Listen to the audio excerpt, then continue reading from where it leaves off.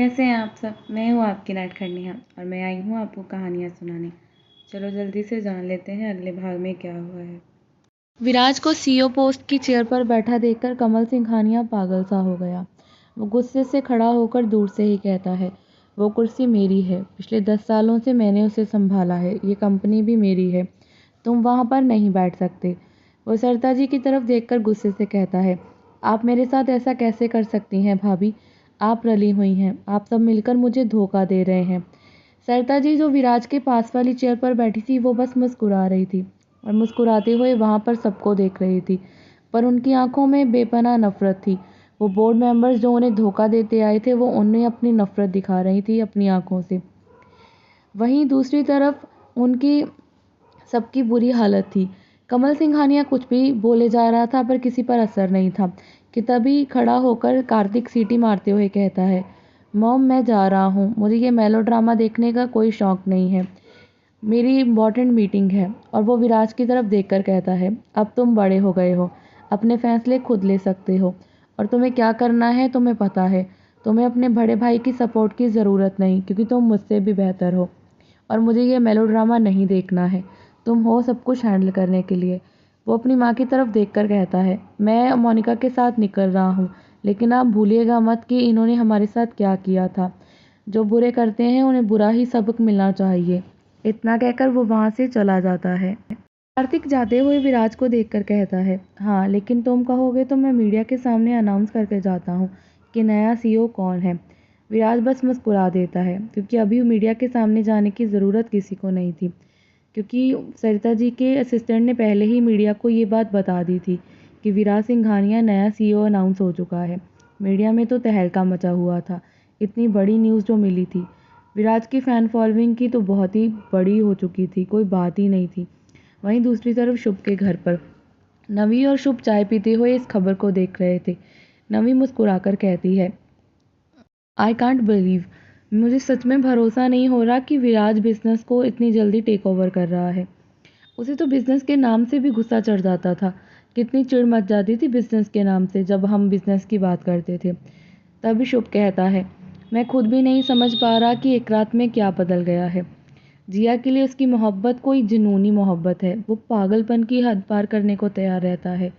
मैं तो समझ ही नहीं पाता, इतने सालों से उसे जानता हूँ, लेकिन ये कुछ दिनों के पहले जो विराज सामने आया वो बिल्कुल अलग है। स्पेशली 2 दिन से ऐसा लगता है किसी और विराज से मिल रहा हूँ जिसे मैं बिल्कुल नहीं जानता हूँ। और बिजनेस को टेक ओवर करना मतलब बहुत बड़ी बात है उसके लिए। शो फिर से नवी की तरफ देखकर कहता है, तुम्हें नहीं पता शायद, पर उससे भी अजीब जो चीज़ मुझे लगी वो ये थी, वो बचपन से घमंडी है, इतना कि तुम और मैं जानते हैं। पर जिया के लिए वो झुक रहा था, सबके सामने हाथ जोड़ रहा था, घुटनों पर बैठ रहा था, यहाँ तक कि जिया के सामने भी घुटनों पर बैठ गया। उसकी मोहब्बत बहुत ही ज़्यादा पागलपन की हद तक थी। ये सोचकर तो मुझे हैरानी हुई जब उसने कहा कि अगर जिया ने हाँ नहीं कहा तो वो मर जाएगा। कोई किसी से इतना प्यार कैसे कर सकता है, वो भी सिर्फ 2 बार मिले। वो जिया से सिर्फ 2 बार मिला है, एक मेरे संगीत पर तो मोनिका दी की शादी पर। इतनी मोहब्बत कैसे कर ली उसने जिया से, मुझे तो भरोसा ही नहीं होता। उसकी मोहब्बत इतनी ज़्यादा कैसे है। उसका ये जुनून देखकर मैं हैरान था कि वो उसके लिए मरने तक को तैयार था, एक जंग लड़ने को तैयार था। उसने सबके साथ जंग छेड़ दी थी अगर जिया हाँ ना कर दी तो। नवी जो चाय का सिप लेते हुए न्यूज़ देख रही थी वो नॉर्मली कहती है, वो तो ठीक है, प्यार हुआ या नहीं मुझे नहीं पता, क्या चल रहा है मुझे ये भी नहीं पता, लेकिन एक चीज़ देखो, विराज जिया को लेकर बोर्ड मीटिंग क्यों नहीं गया। उसने ये बात बहुत ही नॉर्मली कही थी, वो ऐसा नहीं था कि शुभ को भड़का रही थी या लड़ाई चाहती थी, लेकिन शुभ का दिमाग एकदम से जम गया, उसे ये बात खटक गई क्योंकि उसे जिया बहुत ज़्यादा इम्पोर्टेंट थी। जल्दी से मोनिका को फ़ोन लगा देता है, जो लोग इस वक्त कंपनी से निकल चुके थे मीटिंग अटेंड करके और मीडिया को एड्रेस करके, क्योंकि अभी उसे बहुत गुस्सा आ रहा था कि जिया बोर्ड मीटिंग में क्यों नहीं थी। कार्तिक ने जैसे ही मीडिया में ये अनाउंसमेंट किया कि विराज नया सीईओ है, सब लोग खुशी की लहर से दौड़ पड़े। सब लोग काफ़ी खुश थे। उसके बाद वो लोग गाड़ी लेकर निकल जाते हैं। जैसे ही शुभ का फ़ोन बजा, मोनिका ने उठा लिया और हंसते हुए कहा, अगर कॉन्ग्रेचुलेशन कहना है तो मुझे नहीं विराज को कहो, वो अभी कंपनी में है। कि तभी उधर से शुभ गुस्से से कहता है, मेरी बहन को घर छोड़कर सारा सिंघानिया परिवार बोर्ड मीटिंग अटेंड करने के लिए निकल गया। बोर्ड मीटिंग में जिया क्यों नहीं थी? मोनिका को तो समझ ही नहीं आया कि शुभ किस बारे में बात कर रहा था। मोनिका हंसते हुए कहती है, तो तुम अपनी बहन से ही फ़ोन करके पूछ लेते, तुम्हें बताया नहीं उसे फीवर था? वो तो आ भी नहीं रहा था, साहिल ने ज़बरदस्ती भेजा है उसे। मुझे साहिल ने बताया कि जिया के लिए कैसे बच्चों जैसे परेशान हो रहा था। तुम्हें तो पता है ना कि वो जिया के लिए कितना पॉसेसिव है। ये सुनकर तो शुभ को और भी ज़्यादा गुस्सा आ जाता है कि वो जानबूझकर जिया को घर छोड़ आया है। गुस्से से नाक चढ़ाते हुए कहता है, मुझे पता ही था ये लड़का पैसों के लिए मेरी बहन को भूल जाएगा। ये सुनकर मोनिका गुस्से से कहती है, अपनी बकवास बंद करो, कुछ भी मत बोला करो। वो सब कुछ जिया के लिए ही तो कर रहा है, तुम्हें तो खुश होना चाहिए। उसने ये बिजनेस टेक ओवर सिर्फ जिया के लिए किया है। उसका काम बढ़ गया, उसने जिया के लिए ये सब किया और जिया का ये सब कुछ हो गया है, तो सोच समझ के अपने शब्द बोला करो। मोनिका की बात सुनकर शुभ को गुस्सा और भी ज़्यादा आता है, फिर मोनिका फ़ोन कट कर देती है। शुभ जल्दी से जिया को कॉल करने ही लगता है कि नवी उसका फ़ोन छीनते हुए कहती है, यार मैंने तो नॉर्मली कहा था, तुमने बतंगड़ बना दिया, जबकि इतने कोई बड़ी बात भी नहीं थी। शुभ अपना फ़ोन वापस लेते हुए कहता है, मुझे जिया से बात करनी है। तो नवी गुस्से से कहती है, हमारी कल शादी हुई है, तुम्हें मेरे साथ वक्त बिताना चाहिए और तुम अपनी बहन से बात करने की बात कर रही हो। बात कर लो लेकिन कोई बात नहीं, पर तुम उसे भी डांट दोगे और वो रो को रोकर पूरा घर सिर पर उठा लेगी। और यार तुम उससे प्यार करते हो मैं समझती हूँ, लेकिन विराज भी उसके लिए पागल है। तुम्हें देख तो लिया है, फिर अब क्यों ऐसी बात कर रहे हो? कभी कभी जो दिखता है वो वैसा नहीं होता, सोच समझ कर बोला करो। शायद ही किसी कज़न ब्रदर या सिस्टर में इतना प्यार हो, लेकिन शुभ और जिया में था। जिया के लिए शुभ किसी बड़े भाई की तरह नहीं बल्कि माँ बाप की तरह था। मोनिका और शुभ 5 साल के गैप से थे। मोनिका से 5 साल छोटा था शुभ, इसलिए जब भी उसे खेलना हो तो वो जिया के साथ खेलता। जिया वैसे शुभ से काफ़ी छोटी है, लेकिन जिया के साथ उसका बॉन्ड बहुत अलग था। बचपन में हर कोई शुभ की तारीफ़ करता था कि उसकी बहन कितनी खूबसूरत है, क्योंकि जिया बहुत ही गोल मटोल थी और हर छुट्टियों में बस वो शुभ के घर ही रहने आया करती थी, क्योंकि शुभ उसे हमेशा सिर चढ़ा कर रखता था। शुभ गुस्से से उठकर अपने कमरे में चला जाता है और नवी भी उसके पीछे पीछे। वहीं शुभ के पेरेंट्स भी वहीं बैठे थे। उन्हें घबराहट सी हो रही थी, स्पेशली शुभ की माँ को। कहीं शुभ का ये गुस्सा जिया और विराज की ज़िंदगी में जहर ना खोल दे, कहीं इससे जिया की ज़िंदगी खराब ना हो जाए। वो लड़की वाले थे, उन्हें डर था कि कहीं शुभ बेवकूफ़ी ना कर दे और इस चक्कर में जिया की ज़िंदगी खराब ना हो जाए। तो वहीं दूसरी तरफ सिंघानिया ऑफिस में हर कोई विराज को कॉन्ग्रेचुलेशन कह रहा था और उसके साथ वादा कर रहा था कि अब उसे कोई धोखा नहीं देगा। उसकी वजह थी कि विराज के पास उन सबके खिलाफ जो प्रूफ थे वो बहुत ज़्यादा थे। तो वहीं से कमल सिंघानिया को हर कोई अवॉइड कर रहा था। कमल सिंघानिया गुस्से में पागल सा हो गया। अपना हाथ ज़ोर से टेबल पर मारते हुए कहता है, मैं विराज को बिल्कुल भी इस कुर्सी पर बर्दाश्त नहीं करूँगा। ये कुर्सी मेरी है। मुझे पता है विराज ने मुझे धोखा दिया है, उसने मिलकर सबको खरीद लिया है। ये सुनते ही सरिता जी को बहुत गुस्सा आता है। वो गुस्से से खड़े होकर कहती हैं, तुम्हें कैसे बर्दाश्त होगा मेरे बेटे को इतनी वोट कैसे मिली? क्योंकि तुमने तो सारे बोर्ड मेंबर्स को खरीद लिया था ना। वो इतने गुस्से में थी कि बुरी तरह से कांप रही थी, पर उनकी बात सुनकर सब लोग हैरान थे कि ये बात बाहर कैसे आई। ये बात जैसे ही बाहर आई शांति फैल गई, पूरा कैबिन शांत हो गया। कमल सिंघानिया को भी शौक लगा, उसका सच कैसे बाहर आया, उसकी रेपुटेशन का क्या होगा। बाहर इतनी मीडिया थी, अगर ये सच बाहर आया तो बहुत सारे घोटाले बाहर आ जाएंगे। बाकी भी जो लोग धोखेबाज थे वो बिल्कुल खामोश थे। अभी बात सोच ही रहे थे कि उस कैबिन का डोर खुलता है। पुलिस के साथ स्पेशल गार्ड्स अंदर आते हैं। ये सोचकर ही सबकी हालत ख़राब हो गई कि पुलिस को किसने बुलाया, क्योंकि जिन लोगों ने घोटाला किया था उन्हें डर था अपनी रेपुटेशन का। बाहर मीडिया इतनी ज़्यादा थी कि कोई सोच भी नहीं सकता था। कमल सिंघानिया नाटक करते हुए बदल जाता है और मीठी आवाज़ में कहता है, भाभी ऐसा मत करें, मैं आपसे माफ़ी मांग लेता हूँ। मैंने आज तक जो भी किया है कंपनी के भले के लिए किया है, ये भी इसीलिए किया था। मुझे डर था अब विराज बच्चा है, वो बिज़नेस को संभाल नहीं पाएगा। आप मेरी रेपुटेशन का तो ख्याल रखें।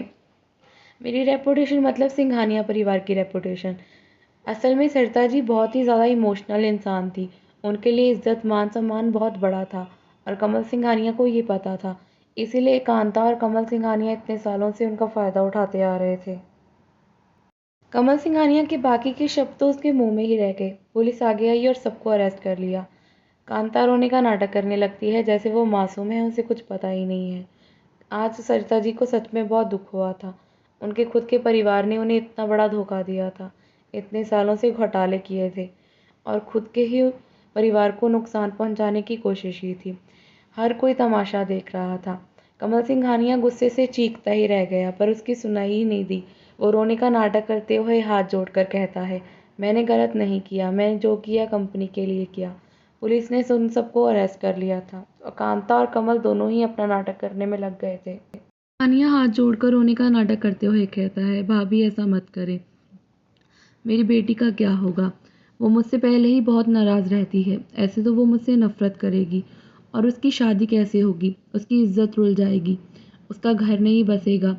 असल में सरिता जी बहुत ही इमोशनल इंसान हैं। वो बहुत ही ज़्यादा लोगों की भलाई करती हैं और कमल सिंघानिया जानता था कि ये उनका वीक पॉइंट है। अभी सरिता जी पिघल ही जाती कि तभी विराज मुस्कुरा कर कहता है, आपको उसकी चिंता करने की ज़रूरत नहीं है। अभी उसका भाई ज़िंदा है और मैंने ये सब उसे पहले ही बता दिया है और उसी ने मुझे कहा कि मुझे जो भी करना है मैं कर सकता हूँ। जैसे ही विराज की बात बाहर आई, कमल सिंघानिया गुस्से से कहता है, तुम एक नंबर के घटिया इंसान हो। पता नहीं भाई साहब ने क्या देखकर सब कुछ तुम्हारे नाम कर दिया। तुम बस घटिया हो, घटिया। तुम्हारे हाथ कुछ भी नहीं आना चाहिए। तुम इस लायक भी नहीं कि इस कुर्सी पर बैठ सको। उनका सारा ड्रामा एकदम से निकल गया था। वो अच्छे बनने का जो नाटक कर रहे थे वो बाहर आ गया था और वो कितने घमंडी और बदतमीज थे वो सामने आ गया था। कमल सिंघानिया गुस्से में विराज को बहुत कुछ कह रहा था, जैसे कि तुम पैसों के लिए अपने चाचा को जेल भिजवा रहे हो। लेकिन उसकी किसी भी बात का असर विराज पर हुआ ही नहीं। शायद पिछले जन्म की दर्द की तकलीफ की सज़ा उसे इस जन्म में वो देना चाहता था।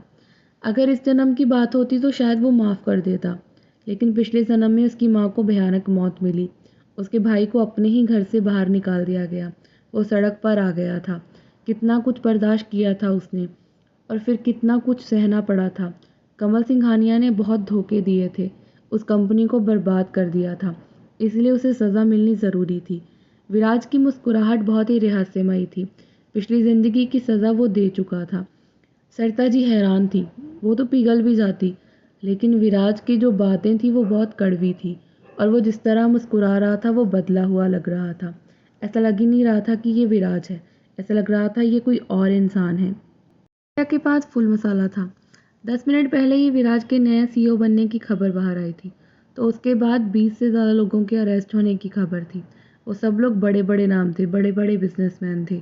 ये बहुत बड़ा झटका था। मीडिया इस बात को बहुत उछाल भी रही थी। सब लोग बहुत मज़े से इन खबरों को देख रहे थे क्योंकि बड़े बड़े लोगों को अरेस्ट किया गया था। अब उस कैबिन में विराज था, उसके साथ के कुछ लोग थे जो भरोसे लायक थे। सब लोग जिन्हें अरेस्ट किया गया था वो उन सबको पुलिस ले जा चुकी थी। उस कैबिन में जहाँ विराज को कैबिन दिया गया था, सरिता जी, विराज और उसके असिस्टेंट था। विराज उस ऊंची सी बिल्डिंग से शहर को देखते हुए अपनी माँ से कहता है, आज मैंने वो पा लिया जो सिर्फ मेरा था। मैं आपसे वादा करता हूँ डैड के सपने को मैं पूरा करूँगा। इस बिजनेस को ऊंचाइयों पर ले जाऊँगा। सरिता जी बहुत खुश थी। वो इस चीज़ का क्रेडिट जिया को दे रही थी। जिया के आने से विराज के अंदर की भावनाएं बदल गई। वो बिल्कुल बदल गया। वो जिम्मेदार इंसान बन गया क्योंकि बहुत प्यार से वो अपनी माँ से कह रहा था कि आज की हर जिम्मेदारी वो अपने कंधों पर ले रहा है। इस बिज़नेस को वो इतना ऊपर ले जाएगा कि कोई सोच भी नहीं सकता। और सरिता जी के लिए ये बहुत मान की बात थी कि उनका बेटा सारी जिम्मेदारी लेने को तैयार था। जी आगे आती हैं और उसके कंधे को हल्का सा थपथपाती हैं और मुस्कुराते हुए वहाँ से चली जाती हैं। विराज उस कैबिन में अकेला खड़ा था। उसे एक नई शुरुआत करनी थी और एक नया सफ़र शुरू करना था और उसके लिए पहला कदम उसने बढ़ा दिया था। लेकिन उसके पास अभी असिस्टेंट तक नहीं था। कंपनी चलाना इतना आसान नहीं होता। उसे अभी भरोसे वाले लोगों की ज़रूरत है। उसे ये भी पता था कि इस कंपनी में जितने भी लोग थे, उनसे आधे से ज़्यादा लोग तो उसके चाचे के लिए काम करते थे। कमल सिंघानिया ने बहुत लोगों को खरीद कर रखा था। अभी विराज कुछ भी नहीं करेगा। फ़िलहाल उसे बहुत सारे मैटर सॉल्व करने हैं। उसके बाद वो एक एक करके सबसे बदला लेगा। फ़िलहाल उसे उन लोगों को ढूंढना है जो उसके हैं, उसके भरोसे के लायक हैं। अकेला ही उस कैबिन में खड़ा था। थोड़ी देर बाद वो हंसने लगा। उसकी हंसी में दर्द और उसकी आंखों में नमी थी। उसने अपनी आंखें बंद कर ली क्योंकि उसे बहुत दर्द महसूस हो रहा था पिछली ज़िंदगी का। वो कितना बेवकूफ़ था। उसने सब पर भरोसा किया और क्या मिला? मौत, भयानक मौत, दर्द ही दर्द, अकेलापन। वो बहुत ही ज़्यादा दर्द महसूस कर रहा था। वो सोच रहा था कि काश वो पिछली ज़िंदगी में ही सब कुछ संभाल लेता, तो आज ये दिन देखना ही नहीं पड़ता। उसे इतना बुरा बनना ही नहीं पड़ता। वो सब सोच रहा था कि तभी उसके फ़ोन पर फ़ोन आता है, जो उसे होश में वापस ले आता है। ये फ़ोन बहुत ही प्यारे इंसान का था, जिया का, उसकी प्यारी सी बीवी का। उसे इन सोचने ही से ही बहुत सुकून सा मिल गया कि जिया ने उसे फ़ोन किया है। जैसे ही न्यूज़ देखी वो जल्दी से विराज को कॉल कर देती है ताकि उसे कॉन्ग्रेचुलेशन कह सके, पर बहुत सोच रही थी कि कहना क्या चाहिए। असल में वो बहुत ही नर्वस महसूस कर रही थी। विराज ने पहले ही रिंग में फ़ोन उठा लिया था, लेकिन सामने से सिर्फ सांसों की धीमी सी आवाज़ सुनाई दी। जिया काफ़ी चुप थी। विराज मुस्कुराकर कहता है, जिया, जिया। पर विराज के कहने पर भी जिया चुप रहती है, तो विराज कहता है, क्या तुम्हें कुछ भी नहीं कहना? तुम्हारी तबीयत कैसी है? मैं थोड़ी देर में घर आ जाऊंगा, हम लोग साथ में खाना खाएंगे। जिया ने बस हूँ कहा, क्योंकि विराज की आवाज़ में वो बहुत ही एक्साइटमेंट महसूस कर सकती थी कि आज वो कितना खुश था। जिया को तो समझ ही नहीं आ रहा था कि उसे कहना क्या चाहिए। उन दोनों की शादी को 2 दिन हुए हैं और अभी तक तो जिया को यही नहीं पता कि विराज को कहकर क्या बुलाना है। वो काफ़ी नर्वस थी। वो खुश थी विराज के लिए, पर उसे पता नहीं था विराज से अपनी भावनाएं कैसे कहनी है। इसलिए वो चुप रह जाती है। तो उधर विराज ने फ़ोन कट कर दिया था। शायद वो उसके अंदर की भावनाओं को समझ रहा था कि वो लड़की अभी घबरा रही थी और बहुत ज़्यादा नर्वस हो रही थी। फिरोज ने फ़ोन तो कट कर दिया। उसने जल्दी से एक लड़के को फ़ोन किया। वो शायद 21-20 साल का लड़का होगा। वो घूर घूर कर फ़ोन देख रहा था क्योंकि खुद विराज सिंघानिया ने उसे कॉल किया था। विराज मुस्कुराकर कहता है, मिस्टर सिद्धार्थ, मैंने आपका रिज्यूमे देख लिया है, तो आप कल से ज्वाइन कर सकते हैं। वो लड़का बार बार फ़ोन को देख रहा था। उसने अप्लाई किया था असिस्टेंट के लिए, लेकिन उसे पता नहीं था कि खुद विराज सिंघानिया उसे कॉल करेगा। तो वहीं विराज के चेहरे पर मुस्कुराहट थी सिद्धार्थ की आवाज़ सुन के की। सिद्धार्थ, ये वो इंसान था जो सबसे ज़्यादा भरोसा विराज कर सकता था। विराज के लिए सिद्धार्थ बहुत मायने रखता था पिछली ज़िंदगी में। वो किसी भाई, किसी दोस्त की तरह था। जब भी वो अकेला होता था तो वो उसे संभालने के लिए आ जाया करता था। सिद्धार्थ की आवाज़ में बहुत ज़्यादा एक्साइटमेंट थी, बहुत ही खुशी, बचपना भी। सिद्धार्थ की ज़िंदगी दर्द भरी थी। उसने अपनी ज़िंदगी में बहुत कुछ खोया था और पिछली ज़िंदगी की हर चीज़ विराज को याद थी। पर फिर भी वो कितना अच्छा था, मासूम इंसान। इसलिए विराज जानता था वो उस पर आंख बंद कर भरोसा कर सकता है। तो सिद्धार्थ की खुशी का तो ठिकाना ही नहीं था। खुद सीईओ सर ने उसे अपॉइंट किया था। वो तो उछल ही पड़ा। उसे सीईओ सर का असिस्टेंट बनने का मौका जो मिल रहा था। क्या होगा आगे? क्या कमल सिंघानिया वापस आकर कुछ गड़बड़ करेगा? क्या जिया और विराज का रिश्ता आगे जल्दी से बढ़ जाएगा? ये सुनने के लिए आपको सुननी होगी मेरी कहानी। कहानी अच्छी लगी तो कमेंट करें। मिलते हैं अगले भाग में।